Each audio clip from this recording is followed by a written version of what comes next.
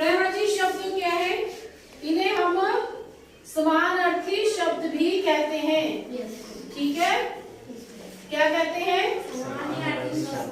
समानार्थी शब्द। यानी कि समानार्थी का मतलब है समानार्थी शब्द इसलिए कहते हैं क्योंकि ये हमारे जितने भी शब्द होते हैं उनका एक ही अर्थ बताते हैं। शब्द लिखने का अलग है, अलग अलग लिखे जाएंगे और जब हम बोलेंगे तब भी अलग अलग उच्चारण होगा उसका, मगर उनका अर्थ जो है वो एक निकलेगा। जैसे हमने जल कहा, ठीक है, मान लीजिए जल है तो जल को हम पानी भी कहते हैं, ठीक है, और नीर भी, ठीक, और सनीर भी। अब जो है इसके बाद में मान लीजिए हमने पृथ्वी शब्द लिया, पृथ्वी को हम जो है भू भी बोलते हैं, क्या बोलते हैं? भूमि। भू लिखने का ढंग अलग लिखेगा, पृथ्वी है, हम सोचेंगे इनका अर्थ अलग अलग है, लेकिन नहीं, अर्थ बिल्कुल एक ही है। बोलचाल की भाषा में लिखने में दोनों अलग अलग है, अलग अलग अक्षरों से लिखा गया है, ठीक है।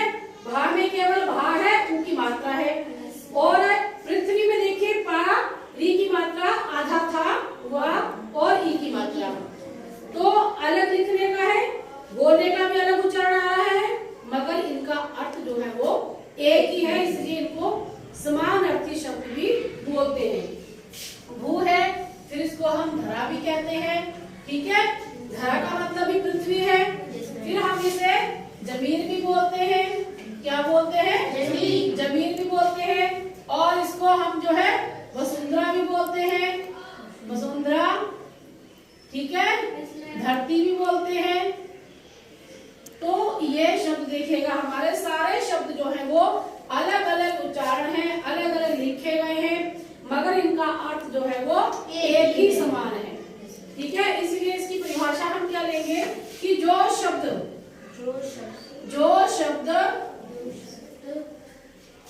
आगे क्या है? जो शब्द अलग अलग होते हुए भी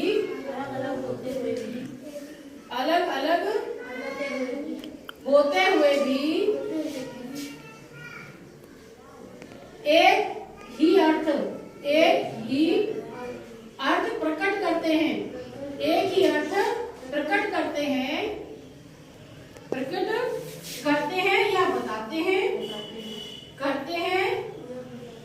या बताते हैं, उन्हें पर्यायवाची या समानार्थी शब्द कहते हैं, या समानार्थी शब्द कहते हैं, ठीक है।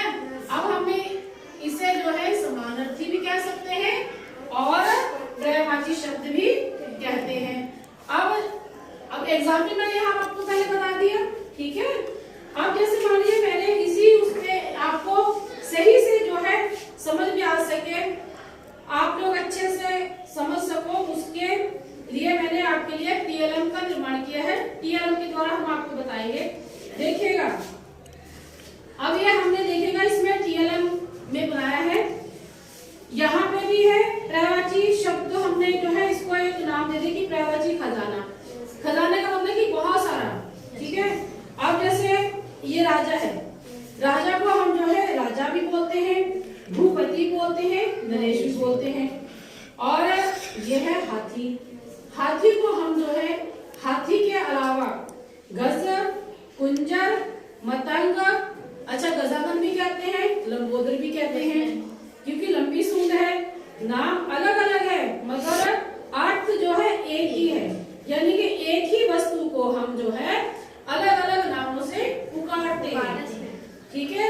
जैसे मान लो कि ये चश्मा है, इसको हम ऐनक भी बोलते हैं, चश्मा भी बोलते हैं, अपनी अपनी भाषा में हर शब्दों से इसको बोला जाता है, ठीक है, लेकिन अर्थ वही है, चीज वही है। उसी प्रकार से फिर हमने जो है आगे और शब्द इसमें लिए हैं, वो शब्द है देखिए आंख। हमने कुछ नए तरीके से बनाया, इसको हमने पट्टियां दे दी हैं ताकि बच्चे जो है अच्छे से सीख सके, बच्चे आनंद लेते हुए सीखें। आँख का चित्र हमने बना दिया कि अगर हम नहीं समझ सकते हैं तो आँख से हमें समझ आ जाएगा। ये आँख है, आँख को हम नेत्र बोलते हैं, लोचन भी बोलते हैं। ये ध्यान रखो। देखो अब सोचेंगे कि लोचन कोई अलग सा नाम होता है, कुछ और चीज का होगा, लेकिन किसका है? आँख का ही है। आँख को ही हम जो है वो क्या बोलते हैं? नेत्र भी बोलते हैं, लोचन भी बोलते हैं और नयन भी बोलते हैं, अक्षी भी बोलते हैं।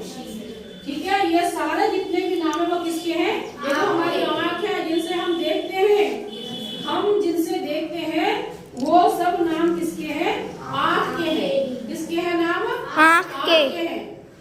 फिर उसके अलावा है ये अगला शब्द है हमारा पहाड़। पहाड़ को भी हमने जो है देखेगा, जितने भी इसके नाम हैं हमने सारे नाम इसमें दिए हैं कि हम किन किन नामों से पहाड़ को बोलते हैं। देखो ये पहाड़ का चित्र दिख रहा है, इसको हम जो है अचल बोलते हैं। ठीक है, भूधर बोलते हैं और पर्वत बोलते हैं, लघु बोलते हैं। ठीक है, इसको अचल भी कहा जाता है, लेकिन हमने 3 पर्यायवाची शब्द लिए हैं क्योंकि पेपरों में भी 3 पर्यायवाची तो कंपल्सरी पूछे ही जाते हैं। जैसे अगर उसमें ये ना पूछा गया हो कि 3 लिखो या 2 लिखो, तो फिर हमें जितने आते हैं उतने लिखने हमें चाहिए।